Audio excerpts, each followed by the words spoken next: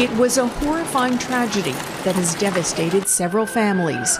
In August 2022, a Range Rover was driven into a crowd at a wedding reception in West Vancouver, killing 2 people and seriously injuring 7 others.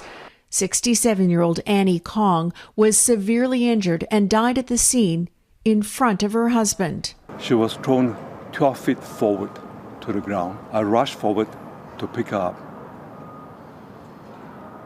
I held her, and she bled to death in my arms. Wedding reception guests were gathered outside when next-door neighbor Hong Zhu tried to exit her property. According to Zhu, she inadvertently hit the gas instead of the brake.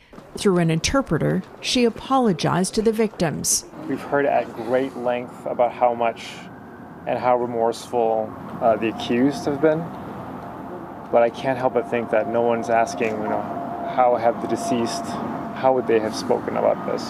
How would they have felt? At North Vancouver Provincial Court on Monday, 9 victim impact statements were read.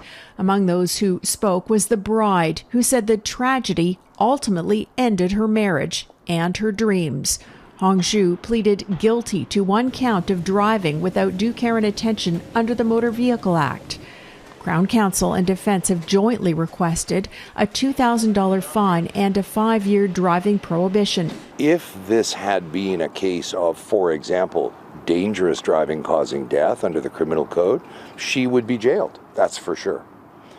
But it isn't, and it wasn't, and it couldn't be. Several victims criticized ICBC's no-fault system. They said the crash has cost them financially, and they have no way to recoup their losses, as no fault took away their right to sue. Feel a little bit insulted, outraged, feel like the legal system has completely let us down. The case resumes Tuesday when Hong Zhu will be sentenced. Catherine Urquhart, Global News.